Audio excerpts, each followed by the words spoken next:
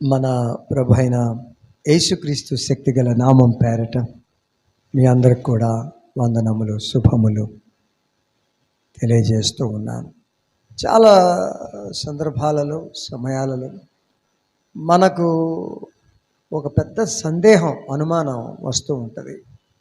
అదేంటంటే దేవుడు నా ప్రార్థనను వింటున్నాడా లేదా, దేవుడు నా ప్రార్థనను వింటున్నాడా లేదా అనేటువంటి సందేహం అనుమానం మనకు కొన్నిసార్లు కలుగుతూ ఉంటుంది. ఈరోజు నేను చెప్పుకొని వచ్చే విషయం ఏంటంటే సందేహాలు వద్దు, అనుమానాలు వద్దు. దేవుడు మన ప్రార్థనలు వింటున్నాడా లేదా అనే అనుమానాలు వద్దు, సందేహాలు వద్దు. ఎందుకంటే ఆయన మన ప్రార్థనను వింటానని వాగ్దానం చేశాడు కాబట్టి. అంత మాత్రమే కాదు, ఆయన తన వాగ్దానాలను ఎల్లప్పుడూ నిలబెట్టుకుంటాడు. తన వాగ్దానాలను ఎల్లప్పుడూ కూడా నిలబెట్టుకుంటాడు. కాబట్టి మనం అనుమాన పడనవసరంలే, సందేహ పడనవసరంలే. మన ప్రార్థన దేవుడు వింటున్నాడా లేదా అనే విషయం. ఈ సమయంలో నేను ఒక చిన్న ఉదాహరణ తెలియజేస్తాను. ఫ్రాంక్లిన్ డి రూజ్వెల్ట్ అనే వ్యక్తి అమెరికాకు ప్రెసిడెంట్గా ఉన్నప్పుడు ఆయనను కలిసేందుకు పెద్ద సంఖ్యలో జనములు వచ్చేవారు. ఎక్కడికి? ఆయన అధికారిక నివాసం వైట్ హౌస్. సో ఆయన అధికార నివాసం అయినటువంటి వైట్ హౌస్లో అతన్ని కలవటానికి వచ్చేవాడు పెద్ద సంఖ్యలో జనాలు. ఆయనతో మాట్లాడేవాళ్ళు, తమ సమస్యలు చెప్పుకునేవారు. ఇవన్నీ కూడా జరుగుతూ వచ్చింది అనేక నెలలుగా, సంవత్సరాలుగా. అయితే ఆ ప్రెసిడెంట్ గారి ఫిర్యాదు ఏంటంటే, వాళ్ళు చెప్పేదంతా నేను వింటున్నాను కానీ నేను చెప్పేదాన్ని వాళ్ళు సరిగ్గా వింటంలే, దాని మీద శ్రద్ధ చూపించట్లా అనేదే ఆయన ఫిర్యాదు. ప్రజలు వాళ్ళు నాతో చెప్పేది నేను సరిగ్గా వింటున్నా కానీ నేను వాళ్ళతో ఏం చెప్తున్నానో వాళ్ళు సరిగ్గా వింటం లేదు, దాని మీద శ్రద్ధ చూపించటం లేదు అని ఆ ప్రెసిడెంట్ గారు ఎప్పుడు ఫిర్యాదు చేస్తూ ఉంటారు తన స్టాఫ్తో. ఒకరోజు క్రియాత్మకంగా చూడాలనుకున్నాడు అతను. వాళ్ళు నా మాటలు వింటున్నారా లేదా అని క్రియాత్మకంగా చూడాలనుకున్నాడు. అందుకనే తాను జనాల్ని కలిసేటువంటి ఆ రిసెప్షన్ హాల్లో ఒక ప్రయోగం చేయాలని నిర్ణయించుకున్నాడు. ఆ రోజు జనాలు బాగానే వచ్చారు ప్రెసిడెంట్ గారిని కలవడానికి. రిసెప్షన్ హాల్లో ఆయన ఉన్నాడు. ఆ ప్రజలు ఒక్కొక్కరుగా వచ్చి ఆయనతో కరచాలనం చేసి ఆయనతో తమ బాధలు, విన్నపాలు చెప్పుకుంటూ వచ్చారు. విన్న తర్వాత అతను అన్నాడు, మెల్లగా అన్నాడు, ఈరోజు ఉదయం నేను మా అమ్మమ్మను హత్య చేశాను, ఈరోజు ఉదయం మా అమ్మమ్మను నేను హత్య చేశాను అని మెల్లగా చెప్పాడు. ప్రజలు సరిగ్గా వింటలేగా, దాని మీద శ్రద్ధ చూపించట్లేగా అధ్యక్షుడు చెప్పిన దాని మీద. అదేగా అతని బాధ, వేదన, ఫిర్యాదు కూడా. కనుక జనాల్లో చాలామంది ఏం చెప్పేవాళ్ళు అంటే, అద్భుతం సార్, మంచి పని, కొనసాగించండి, దేవుడు మిమ్మల్ని దీవించును కాక సార్ అని ఇలాంటి వ్యాఖ్యలు చెప్పుకుంటూ వచ్చారు. సరిగ్గా వినటం లేక. సరే, చాలామంది ఈ రీతిగా చెప్పుకుంటూ వచ్చారు, మంచి పని సార్, కొనసాగించండి అని. ఎందుకంటే అతను చెప్పింది సరిగ్గా వినలే. ప్రెసిడెంట్ చెప్పింది ఏం చెప్పాడు ఆయన, నేను ఈ ఉదయకాలంలో మా అమ్మమ్మను చంపేశాను అని. సరే, చివరిగా బొలివియాకి చెందిన రాయబారి వచ్చాడు దగ్గరికి, కరచాలనం చేశాడు, మాట్లాడాడు. అతనితో కూడా ఇదే మాట చెప్పాడు, ఈ ఉదయకాలంలో నేను మా అమ్మమ్మని చంపేశాను అని మెల్లగా. అప్పుడు అతను మాత్రం కరెక్ట్ విన్నాడు. విన్నప్పుడు కలవరపడ్డాడు. అయినప్పుడు సర్దుకొని ఆయన చెప్పాడు చిన్నగా, గుసగుసలాడుతూ, ఖచ్చితంగా ఆ స్త్రీకి తగిన శాస్త్రి జరగాల్సిందే అని అన్నాడు. అప్పుడు అర్థమైంది ప్రెసిడెంట్కి, నిజమే, నేను అనుకునేది నిజమే, ప్రజలెవ్వరు కూడా నేను చెప్పేదాన్ని శ్రద్ధగా వింటల్లా. వినింటే జనాలు ఏం చెప్పాలా, అయ్యయ్యో అట్ట జరిగిందా సార్, అట్టెందుకు చేశారు సార్ అనే మాటలు అనాలా. అలా అనకుండా జనాలందరూ ఏమంటున్నారు, మంచి పని సార్, అద్భుతం సార్, కొనసాగించండి సార్, దేవుడు మిమ్మల్ని దీవించిన కాక ఇట్టడి మాటలు చెప్పుకుంటూ వచ్చారు. చివరికి ఒక్కతనే బొలివియాకి చెందిన రాయబారి మాత్రమే సరిగ్గా విన్నాడు. దానికి తగ్గట్టుగానే ఆ విన్నదికి అతని స్పందన అతను చెప్పుకున్నాడు. సో ఆ రోజు ఆయనకి కన్ఫర్మ్ అయింది, నేను అనుకున్నది నిజమే, జనాలు నేను చెప్పేది వాళ్ళకి ఏం చెప్తున్నారు వాళ్ళు సరిగ్గా వింటల్లా, వాళ్ళు దాని మీద శ్రద్ధ చూపించట్లా, సరిగ్గా వింటల్లా అనేది అతనికి నిశ్చయిత ఏర్పడింది, కన్ఫర్మ్ అయింది. సరే, ఇది ఎందుకు నేను ఉదాహరణగా చెప్తున్నాను అంటే, మనం కూడా చాలామందితో మాట్లాడుతూ ఉంటాం, ప్రజలతో మాట్లాడుతూ ఉంటాం, బంధువులతో స్నేహితులతో మాట్లాడుతూ ఉంటాం. కొన్నిసార్లు మనం ఆలోచిస్తుంటాం, అసలు నేను చెప్పేది వీళ్ళు వింటున్నారా లేదా అని కొన్నిసార్లు మనం ఆలోచిస్తాం. అలాగే ఇంకా ఏం ఆలోచిస్తాం, వాళ్ళు మనం చెప్పేది వింటున్నారా లేదా అని ఎలా చెప్పగలం, ఎలా చెప్పగలం అనేది కూడా కొంచెం ఆలోచిస్తాం. అయితే చాలా సింపుల్, ప్రజలు మనం చెప్పేది వింటున్నారా లేదా అని తెలుసుకోవడానికి సాధారణంగా వాళ్ళ స్పందన చూస్తే తెలిసిపోద్ది. మనం చెప్తున్న దానికి వాళ్ళ స్పందన చూస్తే మనకు అర్థమైపోద్ది వాళ్ళు వింటున్నారా లేదు. అలాగే వాళ్ళ కంటి చూపు ఆధారంగా కూడా, వాళ్ళు ఆ కన్నులు ఎట తిప్పుతున్నారు, ఆ కంటి చూపు ఆధారంగా కూడా మనం చెప్పగలం వాళ్ళు మనం చెప్పేది వింటున్నారా లేదా అనేది కూడా. సరే, ఇది చాలా చిన్న విషయం. ప్రజలు వాళ్ళతో మనం మాట్లాడుతున్నప్పుడు వాళ్ళు మన మాటలు వింటున్నారా లేదా అనేది చాలా చిన్న విషయం. దాని ద్వారా మనకు పెద్దగా ఒరిగేది లేదు, లాభం పెద్దగా లేదు. అదే ఇప్పుడు మన ముందున్న పెద్ద విషయం ఏంటంటే, చాలా సందర్భాల్లో కూడా మనకు అనుమానాలు వస్తుంటాయి, సందేహాలు వస్తుంటాయి. అసలు నేను చేసే ప్రార్థనని, నేను దేవునితో ఏమైతే చెప్పుకుంటున్నానో దాన్ని దేవుడు వింటున్నాడా లేదా. చాలా సందర్భాల్లో ఈ ఆలోచనలు వస్తుంటాయి, నేను చెప్పేది వింటున్నాడా లేదా, నా ప్రార్థనలు వింటున్నాడా లేదా అన్నటువంటి ప్రశ్నలు వస్తూ ఉంటాయి. ఈరోజు నేనేం చెప్తానంటే, అలాంటి అనుమానాలు, సందేహాలు వద్దు. ఎందుకంటే చాలా సందర్భాల్లో భయపడుతూ ఉంటాం, దేవుడు నేను చేసిన ప్రార్థన వింటం లేదు అని అనుకొని మనం భయపడుతూ ఉంటాం. అరే, నేను చేసేది కూడా వింటంలే ఆయన అని భయపడుతూ ఉంటాం. కాబట్టి నేను చెప్పే విషయం ఈరోజు ఏంటంటే, చాలా సింపుల్ మెసేజ్ ఈరోజు, కానీ అనేకమైనటువంటి సత్యాల్ని లోతైన సత్యాల్ని మనకు తెలియజేస్తాయి. అలాంటి అనుమానాలు వద్దు, సందేహాలు వద్దు. దేవుడు మన ప్రార్థనలు వింటున్నాడా లేదా అనేటువంటి అనుమానాలు, సందేహాలు వద్దు. చాలా సందర్భాల్లో మనం అనుకుంటుంటాం, దేవుడు మన ప్రార్థనలు వింటున్నాడా లేదా అని తెలుసుకోవడానికి మనం మన భావాల మీద ఆధారపడాలనా, లేకపోతే మన ప్రార్థనలు వింటున్నాడా లేదా అని తెలుసుకోవడానికి ఏదైనా ఒక గుర్తు కొరకు, సూచన కొరకు ఎదురు చూడాలనా అని మనం అనుకుంటూ ఉంటాం.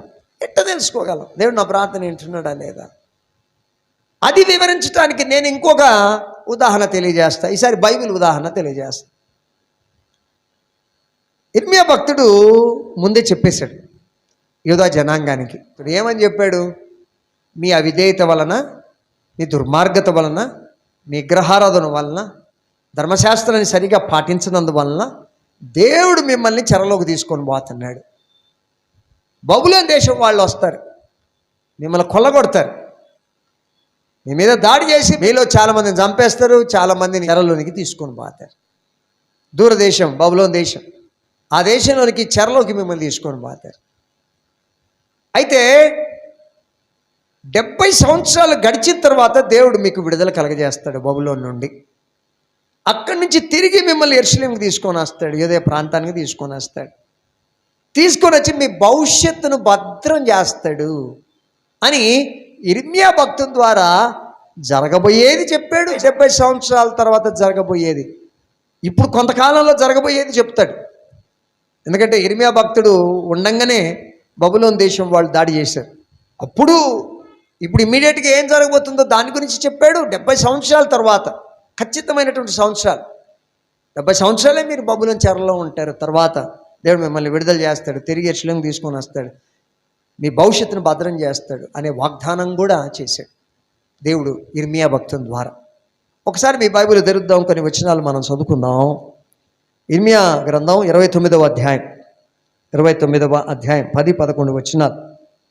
యెహోవా ఈ ఆజ్ఞ ఇచ్చుచున్నాడు, బబులోను రాజ్యములకు 70 సంవత్సరములు గతించిన తర్వాతనే మిమ్మును గూర్చి నేను పలికిన శుభవార్త నెరవేర్చి ఈ స్థలమునకు మిమ్మును తిరిగి రప్పించినట్లు నేను మిమ్మల్ని దర్శింతును, నేను మిమ్మల్ని గూర్చి ఉద్దేశించిన సంగతులను నేను ఎరుగుదును.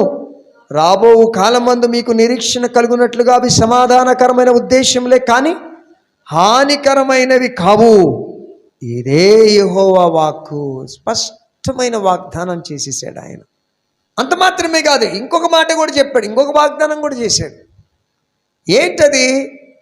ఇదే ఇర్మీయా గ్రంథం 29వ అధ్యాయంలో 12వ వచనంలో ఏమని చెప్తాడు?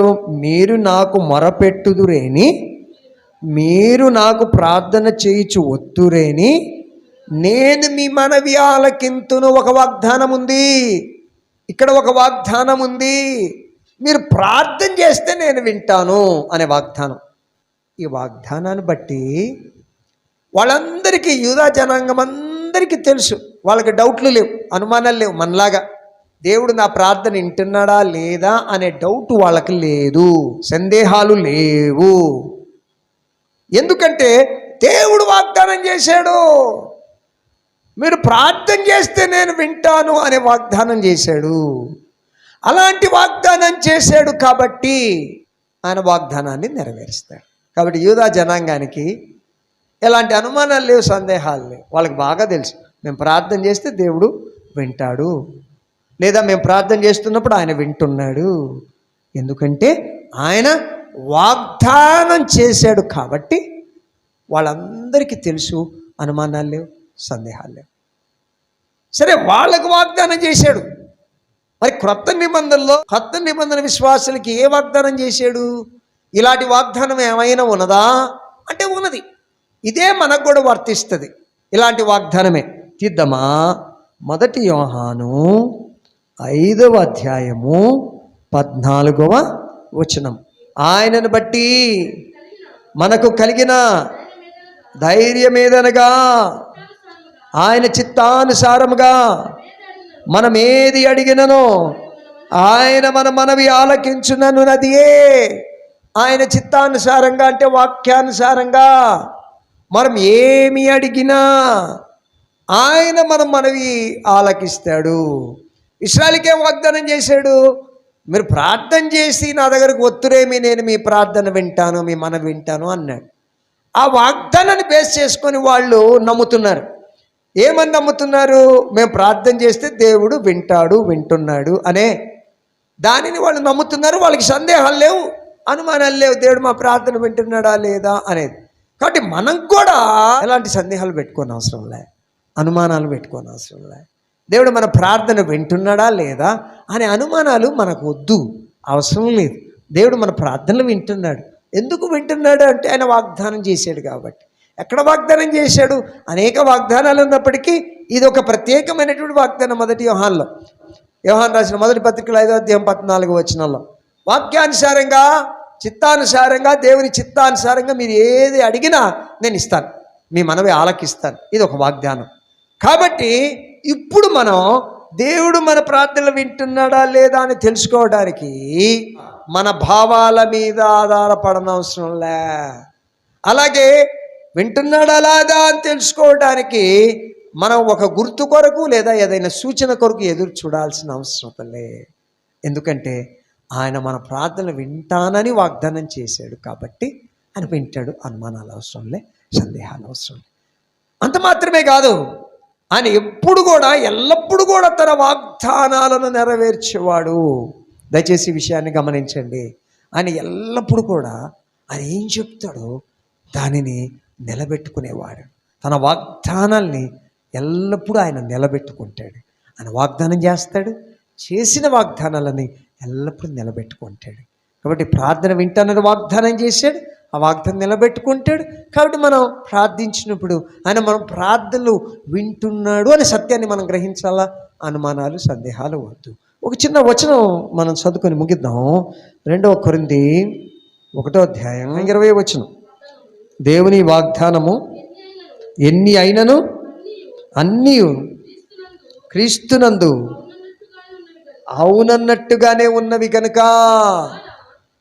క్రీస్తులో దేవుని వాగ్దానాలు ఎన్ని ఉన్నప్పటికీ కూడా అవన్నీ కూడా క్రీస్తులో అవునన్నట్టుగానే ఉన్నవి కనుక మన ద్వారా దేవునికి మహిమ కలుగుటకై ఆయన వలన నిశ్చయములై ఉన్నవి, ఖచ్చితమైన ఆయన వాగ్దానాలు ఖచ్చితమైనవి.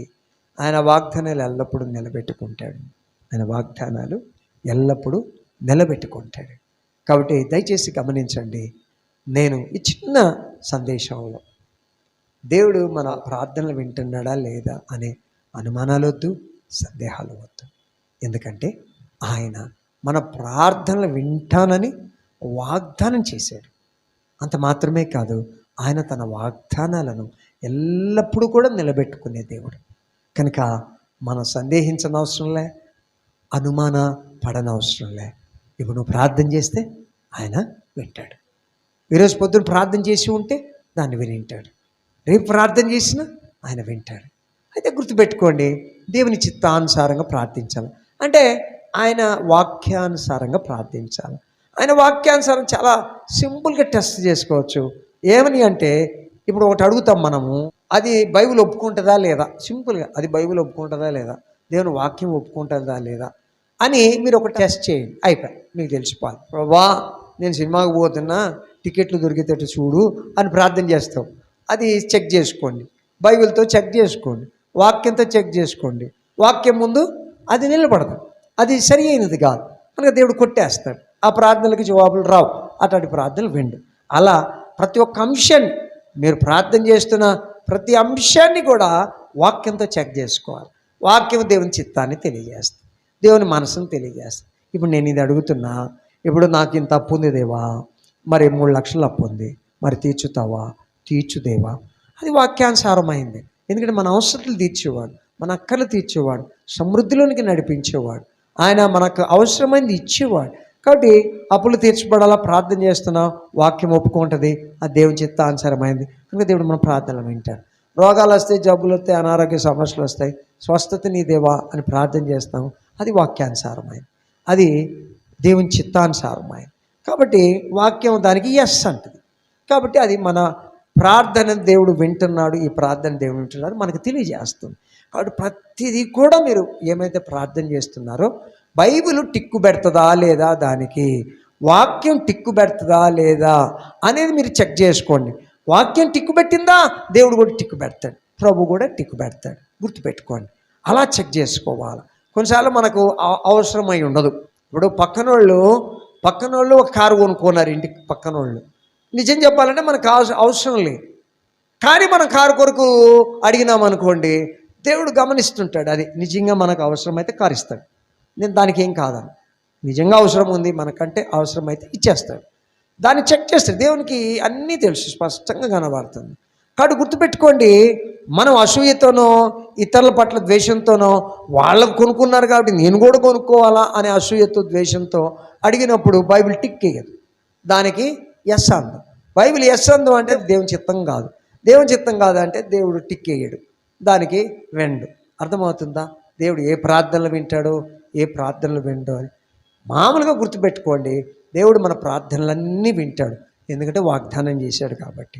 అంత మాత్రం కదా, ఆ వాగ్దానాలన్నీ కూడా ఆయన నిలబెట్టుకుంటాడు. అయితే కింద నోట్లో మనం గుర్తుపెట్టుకోవాల్సిన అంశము, షరతులు వర్తిస్తాయి. ఏంది ఆ షరతులు? నువ్వు అడిగేది దేవుని చిత్తానుసారంగా అడుగు, దేవుని వాక్యానుసారంగా అడుగు. దేవుని చిత్తం, దేవుని వాక్యం టిక్కేస్తే దేవుడు టిక్కేసినట్టే. గుర్తుపెట్టుకోండి, ప్రతిదీ దేవుని వాక్యంతో చెక్ చేసుకోవాలి. ప్రతిదీ కూడా దేవుని వాక్యంతో చెక్ చేసుకోవాలి. నేను ఈ మార్గంలో పోతున్నా, వాక్యం సరే అంటదా?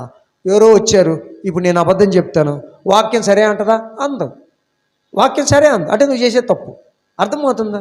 చాలా సింపుల్గా మనం చెక్ చేసుకోవచ్చు. మన జీవితంలో జరిగేది, నేను ఇలా ఆలోచిస్తున్నా, నా ఆలోచనలు కరెక్టేనా? బైబిల్తో చెక్ చేసుకో. అసూయ ఆలోచనలు, ద్వేషంతో కూడిన ఆలోచనలు వచ్చినాయి అనుకో, తప్పు. కాబట్టి నువ్వు ఆలోచించే తప్పు.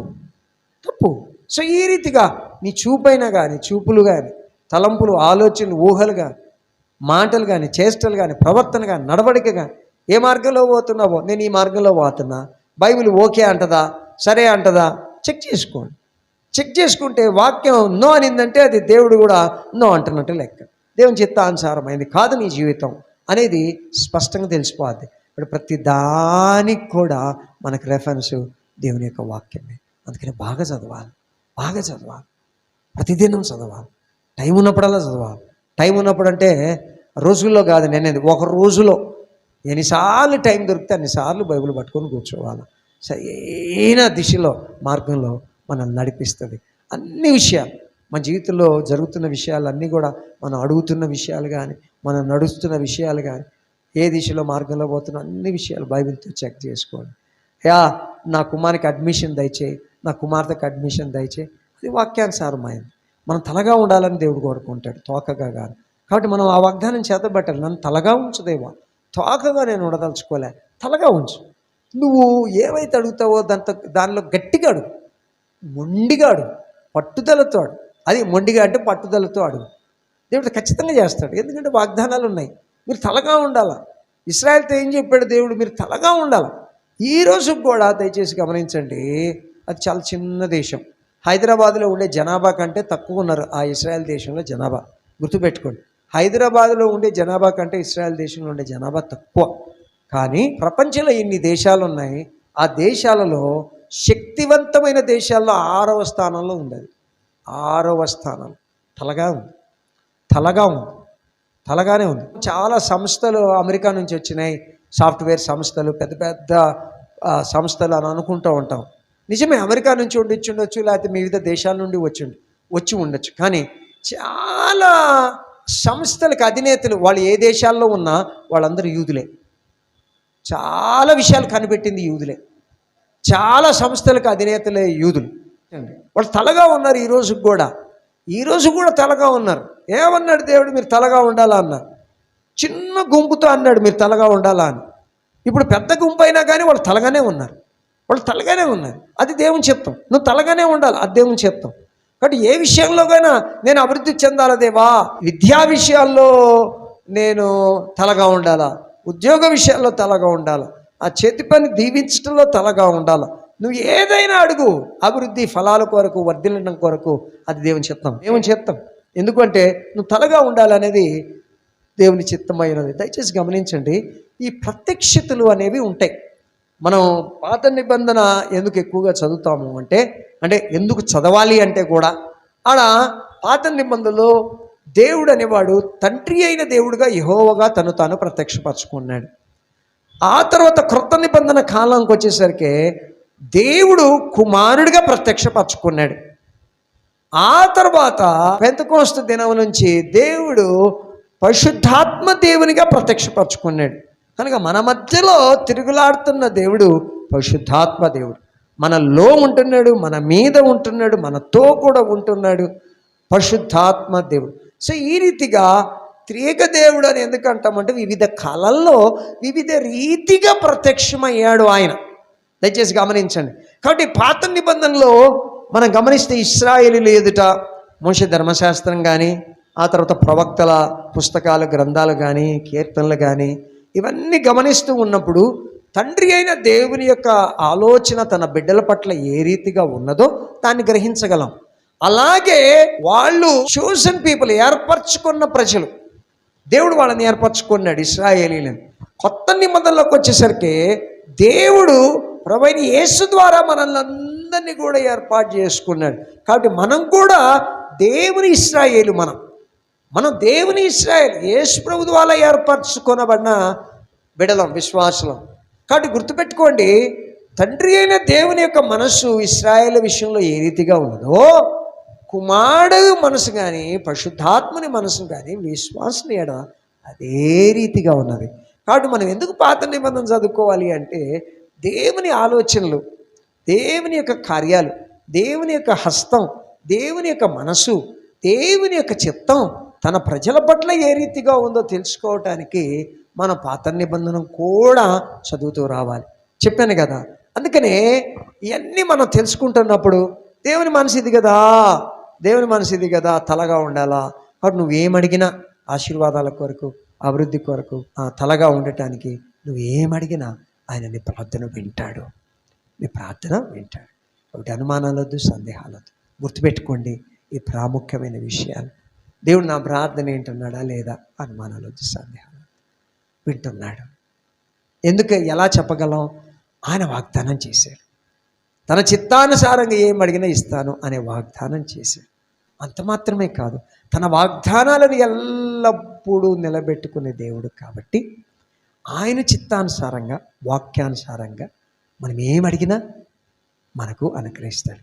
కాబట్టి నువ్వు అడిగేటప్పుడు ఇది దేవుని చిత్తంలో ఉన్నదా, దేవుని వాక్యానుసారమైందా కాదా అని బైబిల్తో, వాక్యంతో మీరు రెఫర్ చేసుకుంటే, బైబిల్ టిక్కేస్తే, నువ్వు అడిగే విషయానికి బైబిల్ టిక్కేస్తే దేవుడు కూడా టిక్కేస్తున్నట్టే లెక్క.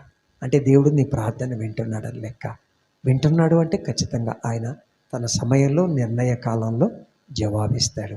సో ఈ విషయాలన్నీ కూడా మీ మనసులో పెట్టుకొని భారంతో, పట్టుదలతో, కన్నీళ్లతో ఎడతెగక మనమందరం ప్రార్థనలో గడుపుతాం.